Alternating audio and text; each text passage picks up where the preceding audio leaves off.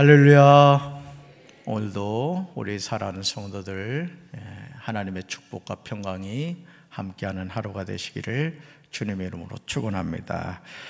오늘 고린도서 8장 9절 말씀으로 은혜 주심에 감사하자, 은혜 주심에 감사하자, 이런 제목으로 말씀의 은혜를 나누고자 합니다.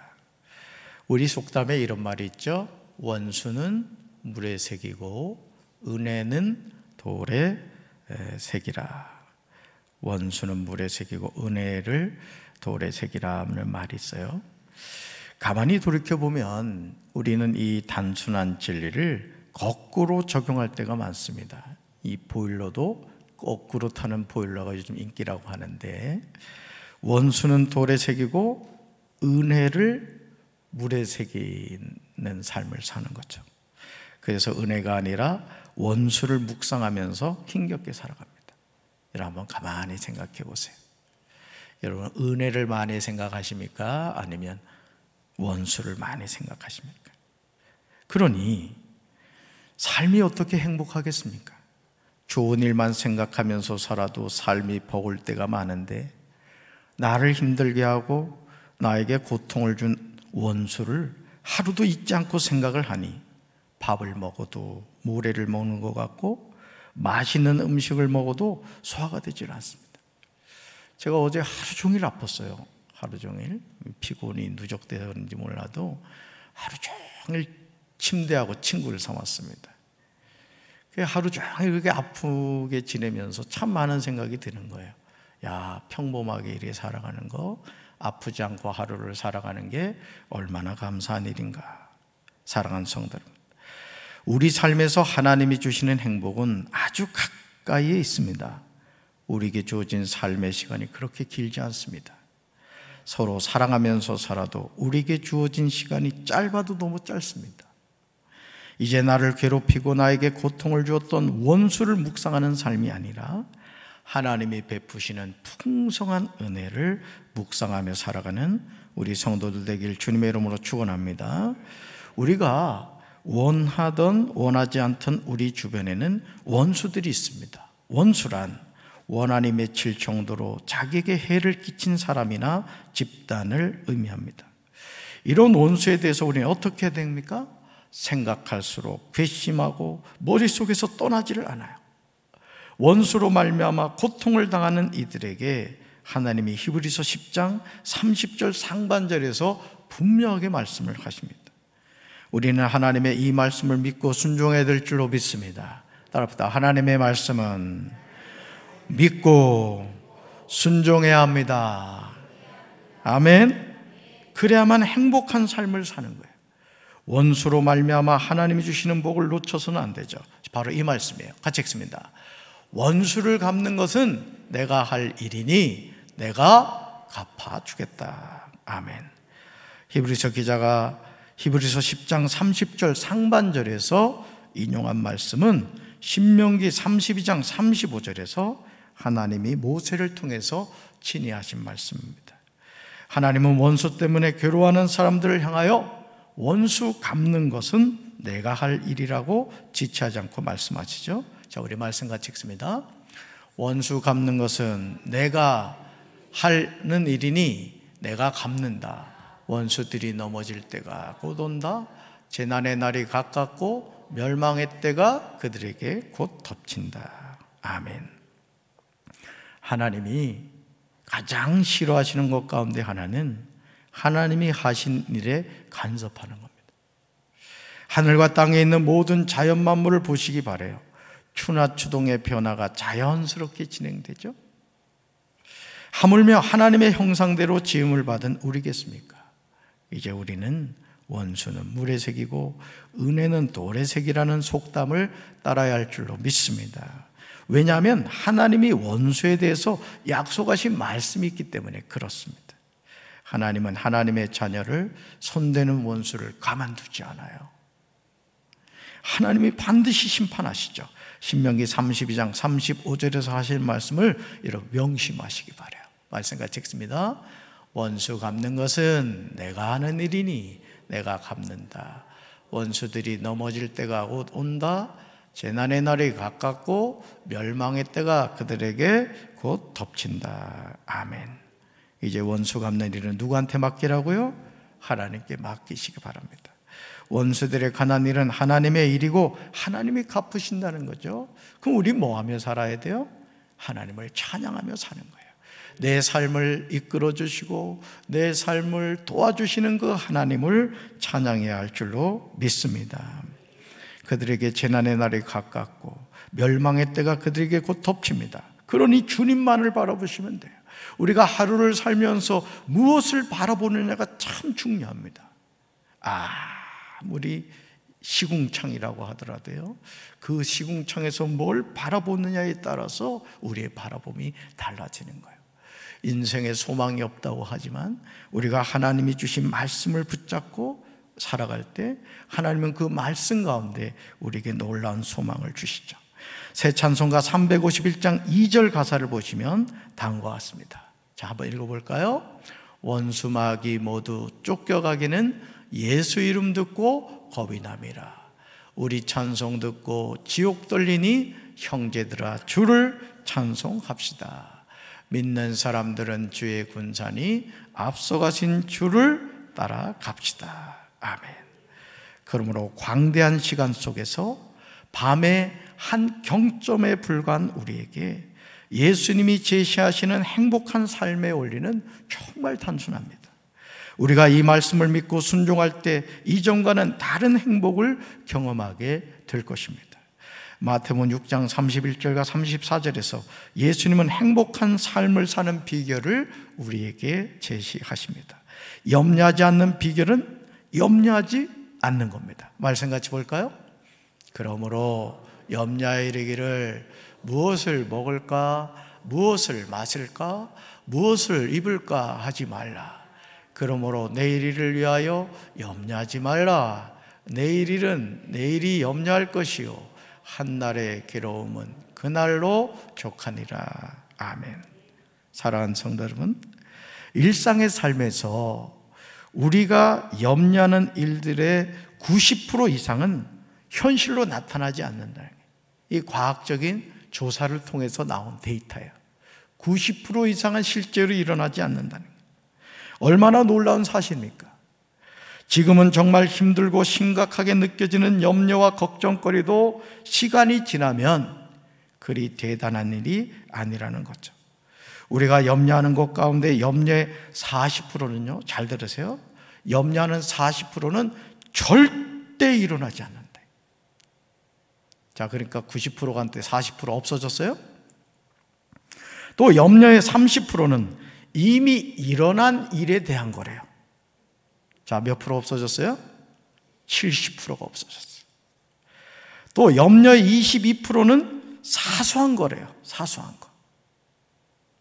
또 염려의 4%는 우리 힘으로 어쩔 도리가 없는 일에 대한 거라는 거예요. 예를 들어 내가 운전을 잘하고 가는데 갑자기 와서 들이받는 자동차를 어떻게 하겠어? 슈퍼맨이 없는 이상은 부딪히는 거죠. 자, 그리고 염려의 4%는 우리가 바꿔 놓을 수 있는 일에 대한 것이라는 거예요. 자, 그러니까 염려할 필요가 있다 없다? 없다는 거예요. 염려하지 말고 뭐 하면 돼요? 주님 바라보면 돼요. 할렐루야. 그러니 여러분, 우리가 무엇을 염려하겠습니까? 저도 이내를 이렇게 생각하면 때로는 염려될 때가 있어요. 우리 모든 부모님들의 공통점이잖아요. 자식 낳고 그 처음 기를 때 이쁘지, 그죠? 지발로 걸어 다니기 시작하면 그때부터 자식이 왼수잖아요, 사실은. 자, 염려할 때가 있어요. 그러면서 문득 드는 생각이 뭐냐면은 네가 왜 염려하냐, 이런 마음을 주세요. 여러분 자녀가 누구 자녀예요? 대답은 잘하죠. 근데 우리가 자꾸 내 거인 것처럼 생각을 하고, 어제도 말씀드렸잖아요. 내 인생이요, 하나님의 인생이요? 하나님 인생이에요. 그러니까 하나님이 내가 원수 갚아줄게, 그 얘기는 뭐냐면 너는 원수를 묵상하고 원수 바라보지 말고 나를 묵상하고 나를 바라보라는 거예요. 할렐루야. 고린도서 8장 9절에서 바울은 우리에게 은혜 감사에 관하여 증언하고 있습니다. 우리 말씀 같이 읽습니다. 여러분은 우리 주 예수 그리스도께서 얼마나 은혜로우신지를 잘 알고 있습니다. 그분은 부유하셨지만 여러분을 위하여 가난하게 되셨습니다. 그분이 가난해지심으로써 여러분은 오히려 부유하게 되었습니다. 아멘. 우리가 절대로 잊어서는 안 되는 중요한 사실은 우리 주 예수 그리스도의 은혜입니다. 은혜를 묵상해야 돼. 은혜를 가슴에 감직해야 됩니다. 우리는 이 은혜를 돌이 아니라 우리 신비, 즉 마음판에 새겨야 될 줄로 믿습니다. 가만히 돌이켜보세요. 우리의 삶에 은혜 빼면 뭐가 있겠습니까? 여기까지 인도하신 그 에베네셀의 은혜, 날 구원하신 주 감사, 모든 것이 감사할 일이 아니겠습니까? 그렇다면 우리의 주가 되시는 예수 그리스도가 우리에게 베푸신 은혜가 무엇이죠? 예수님은 부유하신 분인데 우리를 위하여 가난하게 되셨어요. 여러분 이런 생각해 보신 적 없어요?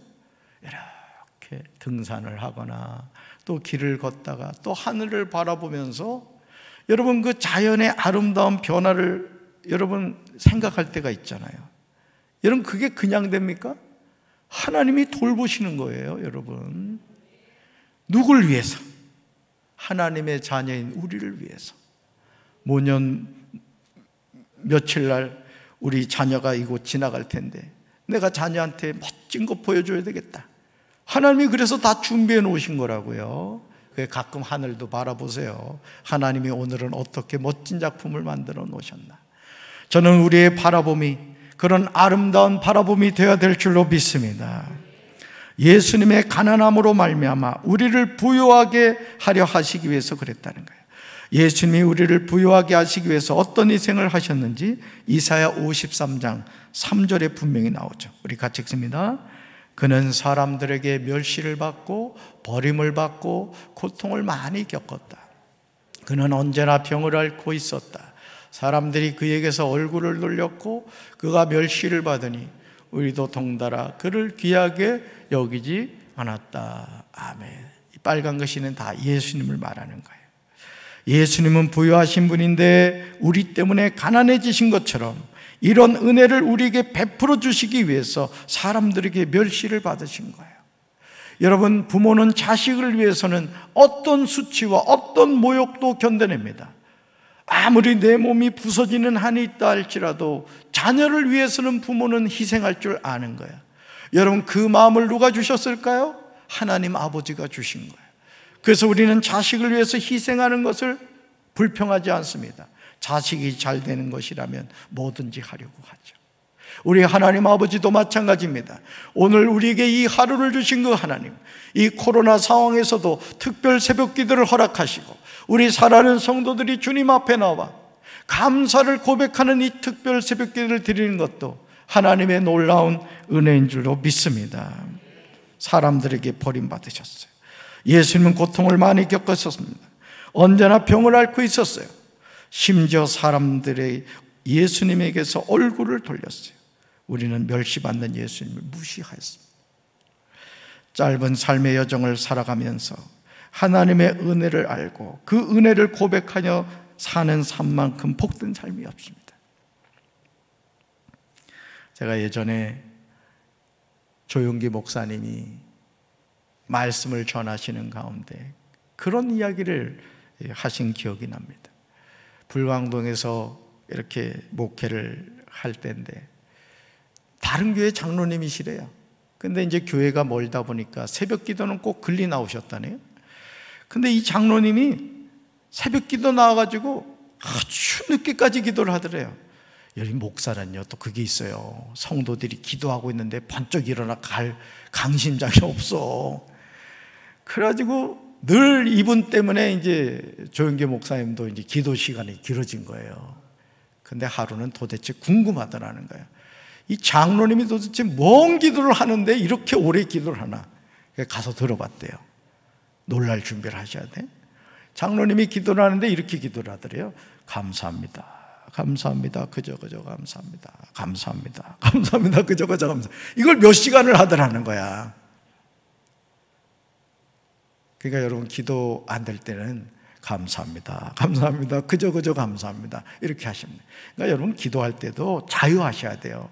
어떤 분들은 소설 쓰듯이 멋진 기도를 내가 하리라, 서론, 본론, 결론, 예수님의 이름으로 기도합니다, 이렇게 하려고 하는데, 여러분 기도는 하나님과 뭐 하는 시간이에요? 데이트하는 시간이에요. 그러니까 너무 스트레스 받지 말고, 때로는 침묵할 수도 있고, 때로는 찬송할 수도 있고, 때로는 기억할 수도 있고, 그런 거예요. 자, 근데 놀라운 것은요, 이 장로님이 나중에 목사님이 됐대요.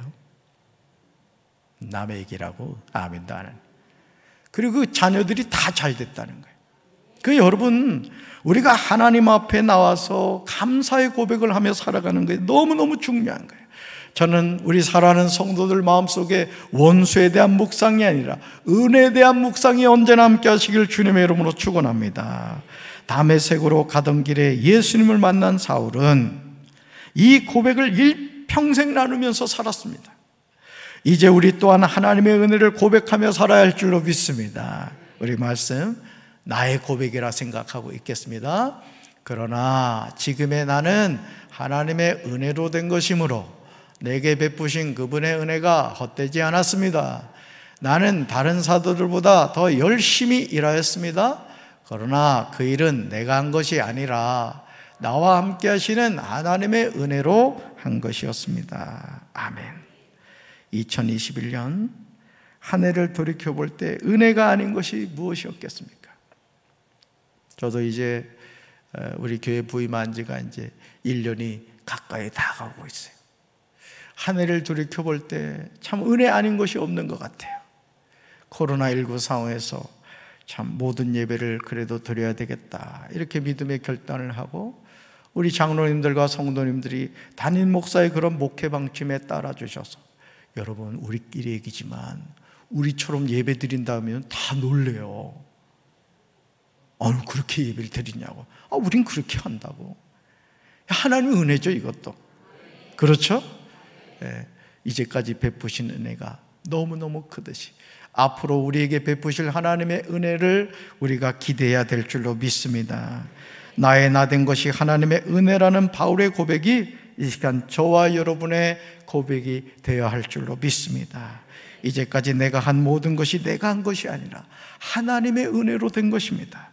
우리가 남은 인생의 때를 살면서 이것을 알고 사는 것이 행복이며 축복입니다. 나의 나 된 것은 하나님의 은혜입니다. 여기까지 인도하신 분이 하나님이십니다. 나의 삶을 인도하시고 우리 가정을 인도하시고 우리 교회를 인도하신 하나님, 그 하나님이 앞으로도 인도해 주실 줄로 믿습니다. 이 은혜를 저와 여러분의 신비에 마음판에 새기는 오늘 하루의 삶이 되기를 주님의 이름으로 축원합니다. 가슴에 손 얹겠습니다. 하나님 아버지, 은혜입니다. 모든 것이 은혜입니다. 올 한 해 동안을 돌이켜볼 때 하나님 코로나19 상황에서도 저희들이 예배 자리를 찾게 하셨고, 하나님 말씀의 자리를 찾게 하셨고, 기도하게 하셨고, 찬송하게 하셨습니다. 이 놀라운 은혜를 물에 새기지 않게 하시고 우리의 마음판에 새기게 도와주시옵시고, 우리가 해결할 수 없는 인생의 문제를 가지고 고민하는 것이 아니라 너희 염려를 다 주께 맡겨버리라, 이는 그가 너희를 돌보시기 때문이라고 말씀하신 하나님의 말씀을 믿고 오늘도 기쁨과 소망 가운데 승리하며 살아갈 수 있도록 주여 도와주시옵소서. 내일 일은 내일이 염려할 것이요 한날 괴로움은 그날로 족하다고 말씀하신 그 아버지 말씀을 믿으며 자녀에 대한 염려, 건강에 대한 염려, 가정과 사업에 대한 염려, 또 우리 자녀들의 미래에 대한 염려 다 하나님께 맡겨버리고 우리가 감사함으로 믿음으로 간구하며 살아가는 이 하루의 삶이 되게 도와주옵소서. 우리 사랑하는 성도들의 삶에 더 풍성한 은혜로 부어 주시옵소서. 축복하여 주시옵소서. 이제는 우리 주 예수 그리스도의 크신 은혜와 하나님 아버지의 한없는 사랑과 성령님의 교통하심, 은혜 주심에 감사하며 믿음으로 승리하기 원하는 사랑하는 주의 백성들 위해 이제부터 영원토록 함께 하시기를 간절히 축원하옵나이다. 아멘.